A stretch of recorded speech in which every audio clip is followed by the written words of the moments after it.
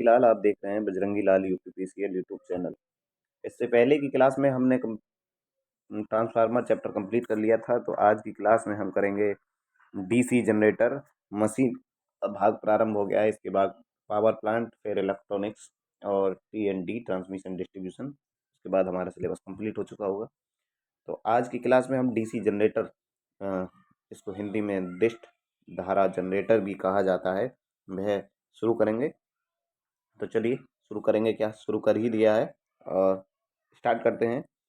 ऐसी मशीन जिसके प्रचालन के लिए डीसी का उपयोग किया जाता है डीसी मशीन कहलाती है।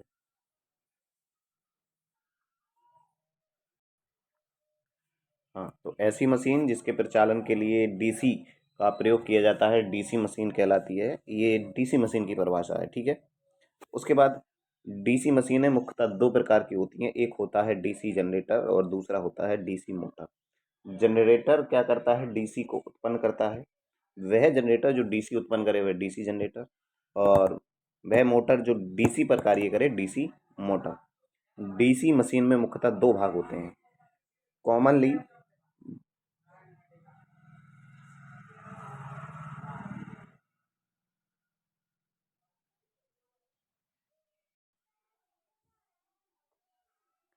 डीसी मशीन में मुख्यतः दो भाग होते हैं, एक स्टेटर होता है, दूसरा रोटर होता है। डीसी मशीन का स्टेटर सिलिकॉन स्टील की बनी एक वलयाकार खांचेदार संरचना होती है, ठीक है। डीसी मशीन का जो स्टेटर होता है सिलिकॉन स्टील का बना होता है। ये प्रश्न बनेगा कि जो डीसी मशीन का स्टेटर होता है काय किस चीज़ का बना होता है, कौन सी धातु का? तो सिलिकॉन स्टील की मिश्र धातु का बना होता है। डीसी मशीन के स्टेटर को मुख्यतः चार भाग होते हैं। इसके स्टेटर के भी फिर चार भाग होते हैं। चार भाग कौन कौन से होते हैं? योक, ध्रुव कोर जिसको पोल कोर कहते हैं, फील्ड वाइंडिंग, इसके अतिरिक्त सिरा प्लेट जिसको एंड प्लेट कहते हैं। अब योक को डिटेल में यहाँ पे बताया गया है, पढ़ते हैं हम। योक जो होता है डीसी मशीन का बाहरी भाग होता है, बाहरी आवरण होता है, ठीक है। ये मशीन को बाहरी आघातों जैसे धूल कण आदि से सुरक्षा प्रदान करता है। सबसे पहले तो ये क्या करता है? बाहरी मतलब जो बाहर से कोई भी डैमेज होगा उसको उससे सुरक्षा प्रदान करेगा। दूसरा, छोटी मशीनों के लिए योक जो होता है ढलवा लोहे का होता है, और बड़ी मशीनों के लिए सिलिकॉन इस्पात का बना होता है। फिर आता है ध्रुव कोर। इन्होंने यहाँ लिखा नहीं है। योक का काम दूसरा क्या है? मैग्नेटिक पाथ प्रोवाइड करना, ठीक है। ध्रुव कोर। अब आता है पोल कोर। पोल कोर क्या है? पोल कोर दो प्रकार के होते हैं, एक पोल योक और पोल शू। पोल योक पोल शू दोनों बोल्ट के साथ कसे रहते हैं। पोल योक और जो पोल शू होते हैं वो दोनों किसके साथ कसे रहते हैं? बोल्ट के साथ। इसे इस्पात की 1 mm से 1.5 mm मोटी पत्तियों की सहायता से बनाया जाता है। ये वाला प्रश्न बनेगा कि कितने की पत्तियों से बनाया जाता है? 1 mm से 1.5 mm तक। ध्रुव पोल तथा पोल शू दोनों की पत्तियों को लेमिनेटेड करके बनाया जाता है। लेमिनेट क्यों करके बनाया जाता है? हमने ट्रांसफार्मर वाले चैप्टर में जाना, ताकि भंवर धारा हानियों को कम किया जा सके। फिर पोल कोर तथा पोल शू का मुख्य कार्य चुंबकीय फ्लक्स के लिए निम्न प्रतिष्ठम्भ पथ प्रदान करना। जो अभी मैंने बताया कि योग का ये कार्य होता है, ये जो पोल शू का कार्य है वो पोल शू का कार्य क्या है कि चुंबकीय फ्लक्स के लिए निम्न मतलब बहुत कम प्रतिरोध वाला। क्योंकि अब चुंबकीय की बात होने लगी तो चुंबकीय में प्रतिरोध का नाम क्या हो जाता है? प्रतिष्ठम्भ पाथ वाला पथ प्रदान करना। फिर आता है फील्ड वाइंडिंग जिसको हम क्षेत्र कुंडलन कहते हैं। इसे उत्तेजित कुंडलन मतलब मतलब एक्साइटेड वाइंडिंग भी कहा जाता है। क्षेत्र कुंडलन मतलब फील्ड वाइंडिंग के वर्तों की संख्या मशीन के प्रारूप पर निर्भर करती है। फील्ड वाइंडिंग के जो टर्न होते हैं मतलब वर्त, उसकी संख्या किस पर निर्भर करती है? यहाँ पर बताया आप। फिर है सिरा प्लेट। ये योक के दोनों तरफ बोल्ट के द्वारा कसी होती है। क्या? सिरा प्लेट। रोटर डीसी मशीन के घूर्णीय भाग को स्टेटर का मतलब होता है रुकी हुई चीज, और रोटर मतलब घूमने वाली चीज है। तो रोटर डीसी मशीन के घूर्णीय भाग को क्या कहते हैं? रोटर या आर्मेचर। रोटर के मुख्यतः कितने भाग होते हैं? तो चार भाग होते हैं। कौन कौन से भाग होते हैं? आर्मेचर कोर, आर्मेचर वाइंडिंग या कुंडलन कह लीजिए, फिर दिक् परिवर्तक, बहुत ही ज़्यादा इंपॉर्टेंट चीज, ब्रश और गियर। आर्मेचर कोर क्या होती है? आर्मेचर कोर ये डीसी मशीन का घूमने वाला भाग है।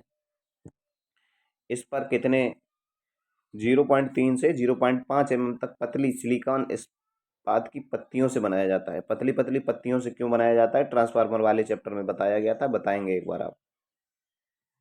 प्रत्येक सिलिकॉन पत्तियां एक दूसरे से इंसुलेटेड रहती हैं। कैसे रहती हैं? इंसुलेटेड रहती हैं। आर्मेचर के कोर में प्रयुक्त होने वाले कुंडलन को आर्मेचर कोर कहते हैं। कितनी सरल बात है। देखो, आर्मेचर के कोर में जो बाइंडिंग प्रयोग हुई उसको क्या कहते हैं? Armature core. आर्मेचर कुंडलन ताम्र तार की बनी होती है। काय किसकी बनी होती है? ताम्र तार की। बना होता है या बनी होती है? फिर आया कम्यूटेटर, सबसे ज़्यादा इंपॉर्टेंट चीज़। ये एक यांत्रिक रेक्टिफायर है। क्या कहेंगे? यांत्रिक मतलब मैकेनिकल रेक्टिफायर। ये एक मैकेनिकल रेक्टिफायर है।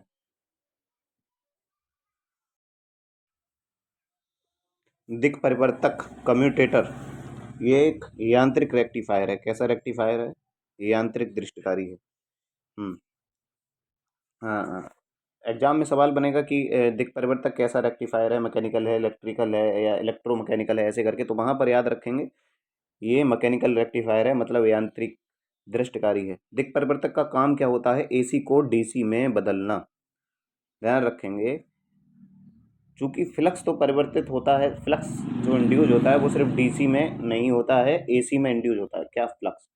तो वही मैं कहना चाह रहा हूँ कि इसीलिए उसके अंदर जब हम डीसी देंगे, उस डीसी को एसी में और एसी को डीसी में बदलने का जो काम करता है, क्या करता है?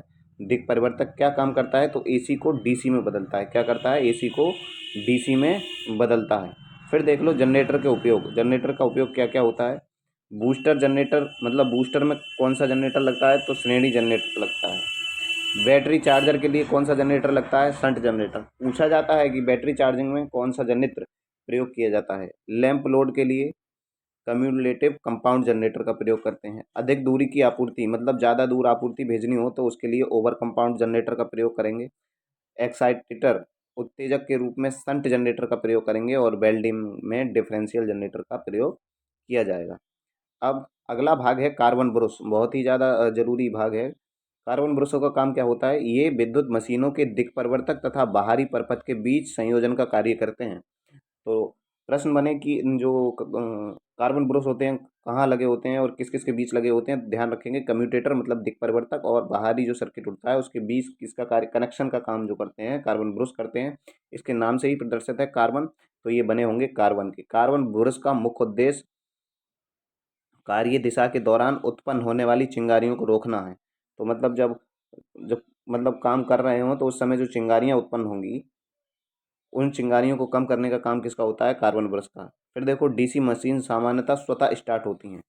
प्रश्न बन सकता है कि डीसी मशीन कैसे स्टार्ट होती हैं? सिंगल फेज की मोटर तो स्वतः स्टार्ट होती नहीं है, पर डीसी मशीन स्वतः स्टार्ट होती हैं। देखो, जनरेटर क्या काम करेगा? इसको हम यांत्रिक सिस्टम को क्षेत्र युग्मन के द्वारा विद्युत सिस्टम में बदलेगा, जबकि मोटर इसका जस्ट विपरीत करती है। हाँ। फिर है डीसी जनरेटर। डीसी जनरेटर यांत्रिक ऊर्जा को विद्युत ऊर्जा के रूप में रूपांतरित करता है। तो ये प्रश्न सामान्य एग्जाम में भी होते हैं, लेखपाल, पटवारी, ये सब एग्जाम होते हैं, उनमें भी पूछ लिया जाता है कि यांत्रिक ऊर्जा को विद्युत ऊर्जा में कौन बदलेगा? यांत्रिक ऊर्जा को विद्युत ऊर्जा में बदलने वाला होता है जनरेटर। आपके घर ब्याह शादियों वगैरह में लगते हैं। ज़्यादा मालदार लोग जो होंगे, जो इस एग्जाम की तैयारी नहीं कर रहे होंगे, जिनके घर पे जनरेटर लगा होगा, वो इस एग्जाम की तैयारी नहीं कर रहे होंगे, इतना हमें पता है। तो वो नहीं जानते हो, हम लोग जानते हैं कि जनरेटर जो हमारे घरों में ब्याह शादियों में आता है उसको हम क्या करते हैं? मैकेनिकल ऊर्जा देते हैं, और वह विद्युत ऊर्जा को हमें देता है। मैकेनिकल ऊर्जा मतलब उसमें एक शुद्ध भाषा में बोलूँ तो पंप सेट लगी होती है। ठीक है। और पंप सेट के थ्रू हम क्या घुमा देते हैं? अल्टरनेटर का रोटर घुमा देते हैं, फिर वहाँ से हमें विद्युत प्राप्त हो जाती है। ये भी फैराडे के विद्युत चुम्बकीय प्रेरण के सिद्धांत पर कार्य करती है। तो ये हर लाइन एक एक अलग प्रश्न है, ध्यान रखेंगे, और इससे आपका कॉन्सेप्ट है, थ्योरी जो है दोबारा रिवाइज भी होगी। डीसी जनरेटर या जनरेटर के आर्मेचर में हमेशा एसी विद्युत वाहक बल उत्पन्न होता है। तो ये प्रश्न बनेगा कि डीसी, देखो यहाँ नाम से कंफ्यूज हो गए आप। या डीसी जनरेटर है तो उसके मतलब आर्मेचर में जो उत्पन्न होने वाला ईएमएफ होगा वो भी डीसी होगा, लेकिन नहीं, एसी। कैसा होता है? एसी। डीसी जनरेटर की घूमने की दिशा फ्लेमिंग के दाएं हाथ के नियम से ज्ञात की जाती है। और किसके? फ्लेमिंग के दाएं हाथ के नियम द्वारा ज्ञात किया। डीसी जनरेटर की रेटिंग काय में होती है? ध्यान रखेंगे किलोवाट में। किलो वाट किसमें? किलोवाट में। मोटर की रेटिंग काय में होती है? एचपी। अरे ट्यूबवेल करवाते हैं तो देखते होंगे हमारी इतने एचपी की मोटर है, इतने एचपी की मोटर है। ट्रांसफार्मर की रेटिंग काय में होती है? कमेंट करके बता देना भाइयों। 100, 200, 150, 80, 90, 100 ऐसे लोग देखते हैं वीडियो पर। कोई भी ये नहीं बताता कि इसकी रेटिंग इसमें होती है, ऐसे किसी ने आज तक हमको बता के नहीं दिया है। हाँ, तो आगे देखेंगे। विद्युत वाहक बल समीकरण, फिर बहुत ज़्यादा इंपॉर्टेंट। डीसी जनरेटर की विद्युत वाहक बल ईएमएफ इक्वेशन क्या है? तो ई बराबर होता है N phi Z P upon 60 है ये। अब देखो, लैप अगर लैप बाइंडिंग होगी, लैप बाइंडिंग के लिए डीसी जनरेटर की ईएमएफ इक्वेशन पूछी जाए तो देखो वहाँ ए बराबर पी होता है, और वेव बाइंडिंग के लिए ए बराबर 2 होता है। कब क्या कहाँ होता है ये सब पता चल जाएगा, थ्योरी पढ़ो आप आराम से। अभी तक के लिए ये याद करो। देखो ई बराबर N5 ZP/60 है, इससे बहुत सारे न्यूमेरिकल बनेंगे। तो एन क्या है यहाँ पर? चालक तार की गति, मतलब चालक की गति है। फाइव फ्लक्स पर पोल, जेड आर्मेचर चालकों की संख्या, पी पोल की संख्या, और ए समांतर पथों की संख्या है। आर्मेचर बाइंडिंग दो प्रकार की होती है, ये ए बराबर पी और ए बराबर 2 जो था वो समझिए अब। आर्मेचर जो बाइंडिंग होती है दो प्रकार की होती है, एक होती है लैप बाइंडिंग, दूसरी होती है वेव बाइंडिंग। लैप बाइंडिंग क्या करती है? लैप बाइंडिंग में समांतर पथों की संख्या ध्रुवों की संख्या के बराबर होती है। ए जो है यहाँ पर समांतर पथों की संख्या है।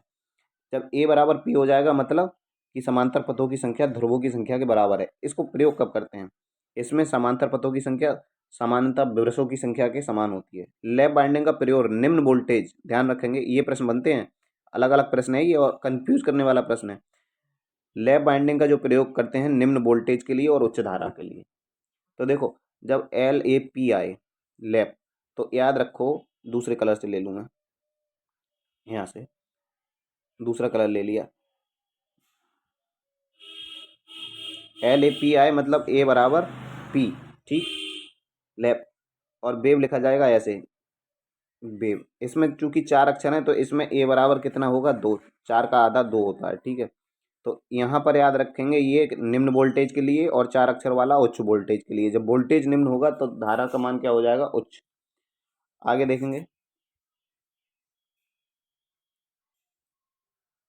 फिर वेव बाइंडिंग, वेव बाइंडिंग में क्या होता है? इसमें समांतर पथों की संख्या 2 होती है, मैंने बताया अभी। वेव बाइंडिंग, वेव ऐसे लिखते हैं WAV। तो वेव में कितने अक्षर लिखे जाएंगे? 4। तो 4 के आधे 2 हो गए, ठीक है। और इसमें ए का मान कितना होता है? 2। ये किसके लिए प्रयोग करी जाएगी? तो ये उच्च वोल्टेज के लिए, ठीक है। वेव बाइंडिंग का प्रयोग निम्न धारा उच्च वोल्टेज, ठीक है। उच्च वोल्टेज जब होगी तो धारा का मान क्या हो जाएगा? निम्न। डीसी जनरेटर मुख्यतः 3 प्रकार के होते हैं। डीसी जनरेटर कितने प्रकार के होते हैं पूछा जाए तो डीसी जनरेटर 3 प्रकार के होते हैं। कौन कौन से होते हैं? एक डीसी सीरीज जनरेटर, दूसरा डीसी शंट जनरेटर, और तीसरा DC compound generator. Series generator क्या होता है? इसमें देखो, आर्मेचर वाइंडिंग कैसे होती है? सीरीज में कनेक्टेड होती है। ये देखो सीरीज में कनेक्टेड है। सीरीज का मतलब होता है जैसे ये यहाँ पर हमने कोई स्विच कनेक्ट कर दिया, मान के चलो ये कोई स्विच कनेक्ट कर दिया और ये यहाँ पर बल्ब लगा दिया, तो ये बाइंडिंग सीरीज में है। मतलब धारा के प्रवाहित होने के लिए केवल एक पथ जहाँ पर हो वहाँ वह सीरीज में होता है, और जहाँ एक से अधिक पथ हो वहाँ किसमें होती है? समांतर में। तो देखो सीरीज बाइंडिंग का चित्र दिया है इस प्रकार कुछ, और ये पूछ भी लिया जा सकता है। यूपीपीसीएल ने कर कई बार सरप्राइज किया है कि वो चित्र बना के दे देता है फिर आंसर पूछता है। डीसी सीरीज जनरेटर के लिए वोल्टेज समीकरण क्या होगी? तो बी बराबर होगा E+IA RA, ये वाला। ऐसे ही डीसी सीरीज जनरेटर में भार धारा, लोड करंट का मान IL बराबर होता है ISC, और IA तीनों के मान बराबर होते हैं। डीसी सीरीज जनरेटर के क्षेत्र वाइंडिंग का प्रयोग के मतलब जो प्रतिरोध होता है, क्षेत्र वाइंडिंग का प्रतिरोध, फील्ड वाइंडिंग का रेजिस्टेंस 0.2 ओम होता है, बहुत कम होता है, मतलब 0.2 ओम। डीसी सीरीज जनरेटर का प्रयोग कहाँ करते हैं? वोल्टेज नियामक, मतलब voltage regulator, DC shunt generator की अपेक्षा अधिक होता है, ठीक है। जो डीसी सीरीज जनरेटर का voltage regulation DC shunt generator की अपेक्षा अधिक होता है। मैं गलत लाइन बोल गया। डीसी सीरीज जनरेटर का प्रयोग बूस्टर के तौर पर किया जाता है। ये दूसरी लाइन पहली लाइन को सेट दी थी मैंने, ऐसा कर दिया। अब दोबारा पढ़ लेते हैं, दोबारा पढ़ते हैं। डीसी सीरीज जनरेटर का जो वोल्टेज रेगुलेशन होता है शंट जनरेटर की अपेक्षा अधिक होता है। अब फिर आ गया शंट जनरेटर। शंट जनरेटर में देखो यहाँ पर उसमें सीरीज में बाइंडिंग लगी हुई थी, लेकिन यहाँ आर्मेचर के साथ ये बाइंडिंग कैसी लगी हुई है? शंट में, समांतर में। तो इसके लिए सूत्र क्या होगा? ई बराबर B+IA RA। और डीसी जनरेटर शंट जनरेटर में आर्मेचर धारा का मान क्या होता है? IA बराबर होता है ISH+IL। ये देखो ये आई ए, ये वाली जो धारा है आई ए, इसका मान किस, ये देखो यहाँ से जाने वाली धारा है और फिर ये दो हिस्सों में बट गई, इधर और इधर, तो इसीलिए यहाँ इन्होंने आई एस एच बराबर होता है आई ए, सॉरी आई ए बराबर होता है I S H plus I L. DC shunt कुंडलन के क्षेत्र कुंडलन का प्रतिरोध अधिक होता है, जबकि श्रेणी वाले में क्या था, कम था। डीसी शंट जनरेटर के क्षेत्र बर्तनों में बर्तों की संख्या जो होती है अधिक तथा क्षेत्रफल क्या होता है, कम। ये हर लाइन एक प्रश्न है। डीसी शंट जनरेटर के बर्तों को पतले तार से बनाया जाता है, मतलब जो टर्न होते हैं कैसे बनाए जाते हैं, पतले तार से बनाए जाते हैं। डीसी शंट जनरेटर का प्रयोग, ये प्रयोग बहुत ज़्यादा इंपॉर्टेंट है, कहाँ कहाँ पूछा जाता है, तो बैटरी चार्जिंग में, विद्युत इलेक्ट्रोप्लेटिंग जिसको कहते हैं विद्युत लेपन में, और लाइटिंग के लिए। DC compound generator, compound generator में शंट और श्रेणी दोनों का प्रयोग किया जाता है, इसीलिए इसको बोलते हैं कंपाउंड। कंपाउंड जनरेटर सीरीज तथा शंट दोनों का ही मिश्रित रूप होता है। फिर ये कंपाउंड भी दो प्रकार के होते हैं, एक होता है संयुग्मी और एक होता है विभेदी। एक डिफरेंशियल, एक कम्युलेटिव डिफरेंशियल करके होता है।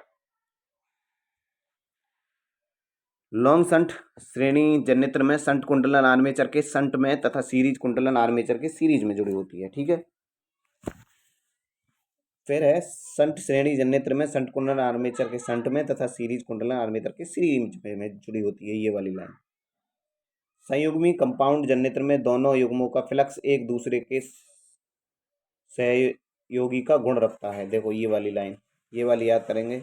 विभेदी कंपाउंड, डिफरेंशियल कंपाउंड जो मोटर मतलब जनरेटर होता है उसमें दोनों कुंडलों का फ्लक्स एक दूसरे के विपरीत होता है। फाई बराबर होता है phi S H minus phi S E. S H मतलब शंट का और एस ई मतलब श्रेणी का, सीरीज का। आर्मेचर फ्लक्स का मुख्य फ्लक्स पर प्रभाव ही आर्मेचर रिएक्शन कहलाता है, ये वाली लाइन ध्यान रखेंगे। डिप्लोमा में तो इस टॉपिक पर एक चैप्टर ये पूरा।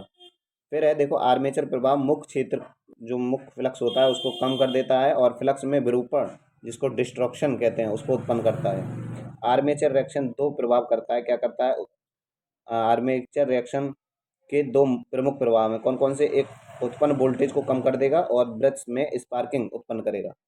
एमएनए का पूरा नाम, जीएमए और एमएनए दोनों पढ़ेंगे अब आर्मेचर रिएक्शन वाला टॉपिक जब क्लियर करके पढ़ेंगे तो। एमएनए क्या होता है, मैग्नेटिक न्यूट्रल एक्सिस, और जीएनए क्या होता है, geometrical neutral axis. Armature reaction अग्रगामी पोल टिप पर फ्लक्स के मान को कमजोर तथा अनुगामी पोल टिप पर फ्लक्स के मान को बढ़ा देता है, ये जनरेटर के केस में होता है, जबकि उल्टा मोटर की स्थिति में इसका उल्टा होगा। जनरेटर और मोटर एक दूसरे के उल्टे होते हैं। आर्मेचर रिएक्शन को कम करने के लिए क्या करते हैं, आर्मेचर रिएक्शन के कारण कम्यूटेटर पर क्या होता है, स्पार्किंग होती है। इस स्पार्क को कम करने के लिए कार्बन बुरसों को एमएनए की नई स्थिति और आर्मेचर के घूमने की दिशा में घूमना जरूरी है।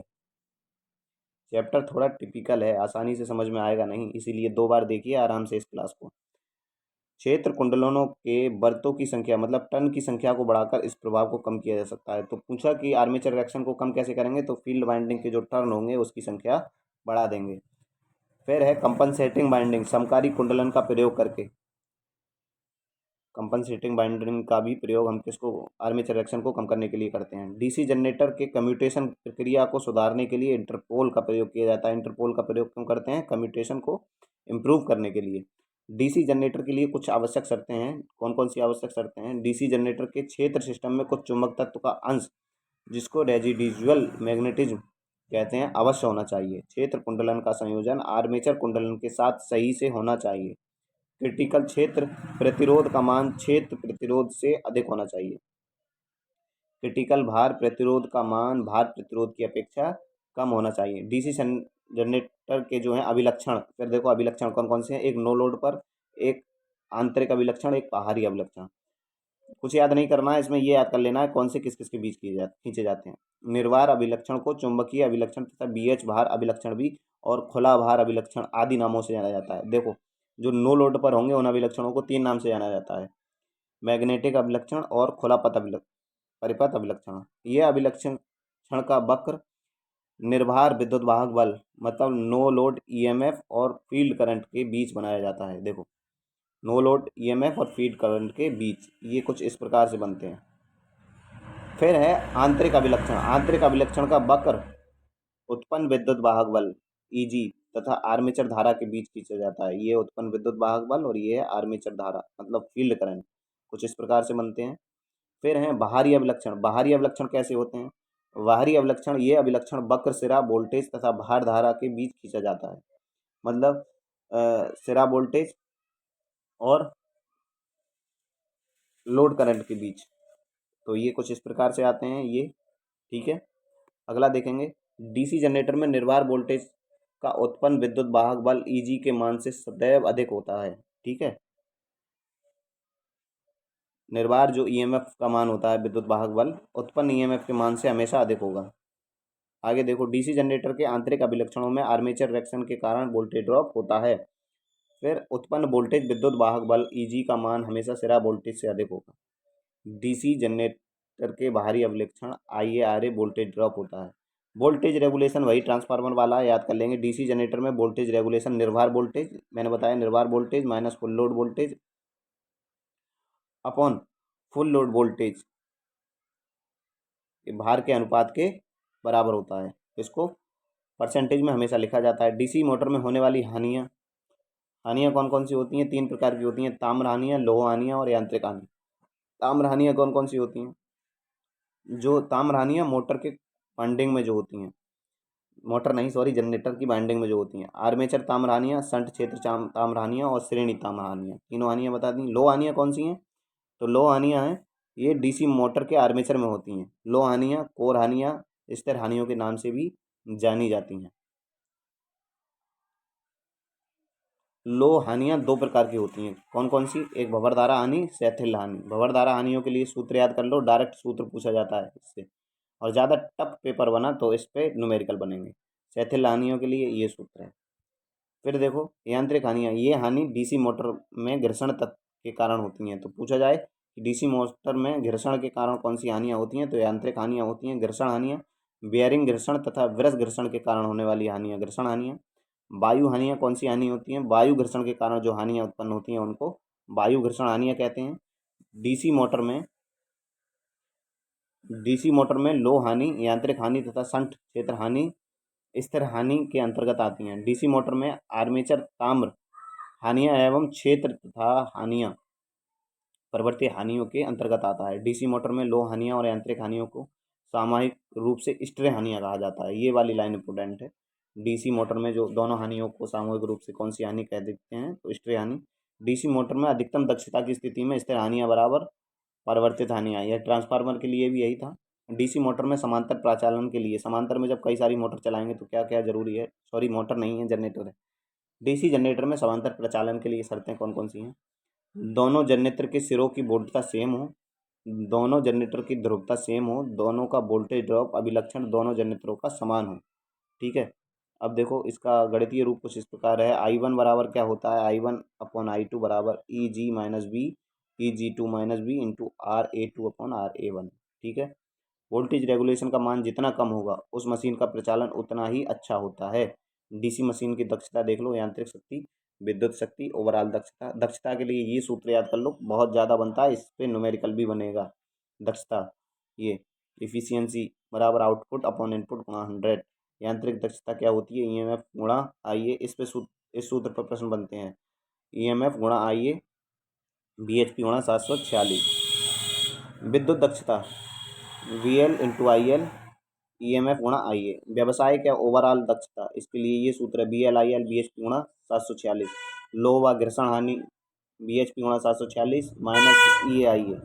कॉपर हानियों के लिए ये सूत्र डीसी जनरेटर की अधिकतम दक्षता की स्थिति में बैक ईएमएफ का मान क्या होता है? आपूर्ति वोल्टेज के आधे के बराबर। लाइन बहुत ज़्यादा इंपॉर्टेंट है, प्रश्न भी बना था मेरी शिफ्ट में। PV बराबर B/2। अब देखो डीसी जनरेटर में अगर दोष आ जाए तो उस दोष को दूर करने के लिए क्या क्या, देखो यदि वोल्टेज नहीं बन रहा हो, आर्मेचर के घूमने की दिशा और आर्मेचर की गति कम है, निवारण आर्मेचर की दिशा बदल दें, प्राइम मूवर से जो उसका निश्चित गति है उस पर आर्मेचर को घुमाएं, ठीक है। फिर देखो आर्मेचर कॉइल में शॉर्ट सर्किट हो तो क्या करेंगे? कॉइल को गाउलर टेस्ट करते हैं और खराबी प्राप्त करके कॉइल बदल देते हैं। कम्यूटेटर पर अगर स्पार्किंग अधिक हो तो क्या है? कम्यूटेटर पर स्पार्किंग अधिक होने का कारण है ब्रश ढीले हैं और ब्रश का एमएनए पर ना होना, तो उसको एमएनए पर लगा देंगे। इंटरपोल की ध्रुवता अगर गलत है तो उसको दोबारा कनेक्ट कर देंगे। कम्यूटेटर की सतह लैप मशीन पर हल्का सा गड्ढे गड्ढे होना, कट लगवाएं। प्राइम मूवर को घुमाने पर भी सप्लाई प्राप्त न होना, क्षेत्र कुंडलन को आर्मेचर से सप्लाई नहीं मिल रही है तो कनेक्शन चेक करते हैं।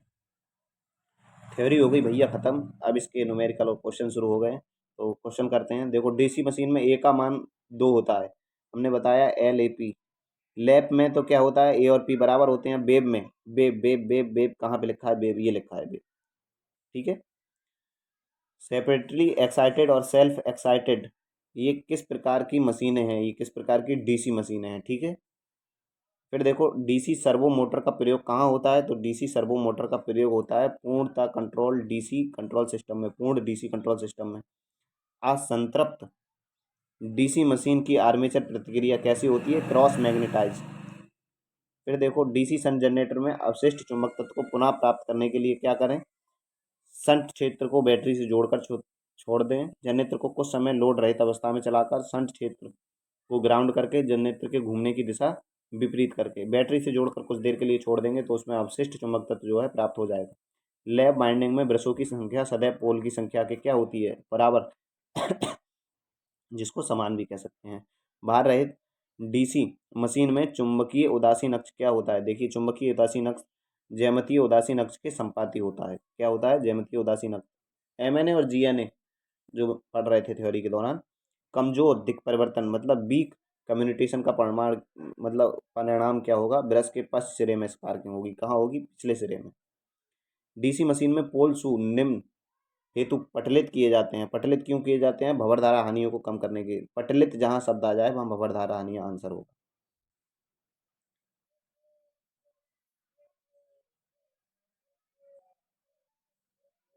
डीसी जनरेटर की रेटिंग कहाँ किस में होती है, बताया था जब थ्योरी पढ़ रहे थे, तो डीसी जनरेटर की रेटिंग काय में होती है, किलोवाट में होती है। डीसी मोटर की पूछी जाए तो एचपी में होती है। ट्रांसफार्मर की पूछी जाए तो केवीए में होती है। कम्यूटेटर ब्रश में कौन से पदार्थ का प्रयोग किया जाता है, कार्बन का, मैंने बताया कार्बन ब्रश करके हम पढ़ रहे थे, तो कम्यूटेटर जो ब्रश होते हैं उसको उसमें कार्बन का प्रयोग किया जाता है। विद्युत मशीनों में सिलिकॉन स्टील का प्रयोग करने का क्या कारण है, कम सैतेलानी, क्या कारण है, कम सैतेलानी। डीसी मशीन आर्मेचर में डमी कॉयल का प्रयोग क्यों करते हैं, आर्मेचर में जो डमी कॉयल का प्रयोग करते हैं मोटर में यांत्रिक बैलेंस प्रदान करने के लिए।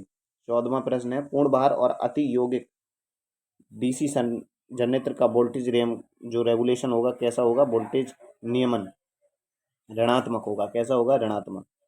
समुन्नत द्रव मशीन में क्या होते हैं, इंटरपोल मशीन में कैसे होते हैं, बड़ी संख्या में होते हैं, कम संख्या में, छोटे व्यास या लंबे कोण, बड़ी संख्या में होते हैं। कैसे होते हैं, बड़ी संख्या में। अंतर ध्रुव बाइंडिंग किस प्रकार जुड़ी होती है, इंटरपोल बाइंडिंग आर्मेचर के साथ कैसे जुड़ी होती है, श्रेणी में जुड़ी होती है।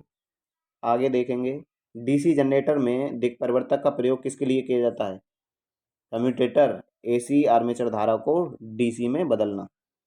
DC machine DC machine binding कैसी होती है, पूर्ण पिच भी होती है, कम पिच, दोनों प्रकार की होती है, ठीक है। फिर देखो समकारी बाइंडिंग कहाँ लगाई जाती है, तो समकारी बाइंडिंग पोल सुपर लगाई जाती है। डीसी मशीन के दिक् परिवर्तक के खंड काय के बने होते हैं, कठोर कृषित काम तांबे के बने होते हैं। अगला देखो गतिज प्रेरित विद्युत वाहक बल के सिद्धांत का प्रयोग कहाँ प्रयोग किया जाता है, तो ये जनरेटर में। गतिज प्रेरित विद्युत वाहक बल अंतर ध्रुव द्वारा ईएमएफ उत्पादित ईएमएफ किसके समानुपाती होता है, तो ये होता है आर्मेचर धारा के। इंटरपोल द्वारा जो ईएमएफ उत्पन्न होता है वो किसके, आर्मेचर करंट के समानुपाती होता है। डीसी मशीन का आर्मेचर किसका बना होता है, तो सिलिकॉन स्टील का। जब हम आर्मेचर पढ़ रहे थे तो हमने जाना। फ्लक्स लीकेज गुणांक के मान की गणना करें यदि वायु अंतराल फाई ए है और लोहे के कोर में फ्लक्स फाई क्यू है तो इसके लिए फाई क्यू अपॉन फाई ए सूत्र होता है। लीकेज गुणांक का मान 1 से अधिक होता है। अधिकतम क्षमता जब उत्पन्न होगी जब कॉपर हानियां और लो हानियां क्या हों, बराबर हों। विद्युत मशीन में भार विहीन घूर्णीय हाथ में क्या अंतर होता है, तो भार विहीन क्रोड और घूर्णन और वायु घर्षण हाथ। 16 कुंडली और 4 ध्रुवीय जनरेटर में 2 परत लैप बाइंडिंग है, ध्रुव की पिच ज्ञात करिए। तो देखो ध्रुव पिच के लिए सूत्र होता है क्या, चालक की संख्या बटे पोल की संख्या। चालक की संख्या कितना है, 16, ठीक है। और बाइंडिंग कैसे करनी है, 2 परत वाली। पोल कितने हैं? 4, 4 चौक 16, 4 की गुणा जब 2 से करेंगे तो 8 आंसर आएगा। ठीक है। Option number C. दिष्ट धारा जनरेटर की डीसी जनरेटर की अधिकतम शक्ति प्राप्त करने का सूत्र क्या है? बताया था कि बैक ईएमएफ का मान आपूर्ति ईएमएफ के आधे के बराबर हो। फिर देखो, डीसी मशीन में बला गुण किसके अनुपातिक होता है? तो फ्लक्स और आर्मेचर धारा दोनों के अनुपात में होता है। हाँ, ये पढ़ लिया। डीसी मशीन के लिए शंट प्रतिरोध और आर्मेचर प्रतिरोध के मान क्या होते हैं? तो ये होते हैं उच्च और न्यून। डीसी मशीन में दिक् परिवर्तक का क्या काम है? अभी बताया था, दोबारा फिर देख लेंगे। प्रतिवर्ती धारा मतलब एसी को डीसी में बदलना। डीसी मशीन के इंटरपोल का क्या कार्य है? इंटरपोल मतलब कम्युनिकेशन में सुधार करते हैं, दिक् परिवर्तन में सुधार करते हैं। स्थायी चुंबकन उत्तेजन को क्या कहा जाता है? तो पृथक उत्तेजन कहा जाता है। डीसी मशीन के दिक् परिवर्तक खंड काय के बने होते हैं? तो ये तो पढ़ लिया हमने। डीसी मशीन में आर्मेचर प्रतिक्रिया एमएमएफ होता है, स्टेटर के संबंध में स्थिर होता है। डीसी मशीन में यदि ब्रश को कुछ मात्रा में अगर स्थानांतरित किया जाए तो आर्मेचर प्रतिक्रिया के प्रभाव पर क्या प्रभाव पड़ेगा? आंशिक आंशिक अचुम्बकन और आंशिक क्रॉस चुंबकन प्रभाव पड़ेगा। संपूर्ण भार पर दिष्ट धारा डीसी वाली बड़ी मशीनों के लिए दिक् परिवर्तक परिस्थिति की जांच किससे होती है? तो ये होती है ब्रेक टेस्ट के माध्यम से। डीसी मशीन में आर्मेचर एमएमएफ का तरंगाकार वेव फॉर्म क्या होता है? त्रिभुजाकार होता है, मतलब ट्राइंगुलर होता है। ठीक है, तो चलो, ये थी आज की क्लास। कैसी लगी क्लास कमेंट करके जरूर बताइएगा। इसी प्रकार की और क्लास लाते रहेंगे। मिलते हैं अगली क्लास में। आगे लेकर आएंगे डीसी मोटर। अभी हमने डीसी जनरेटर को जाना। तब तक के लिए बने रहिए चैनल के साथ। जय हिंद, जय भारत।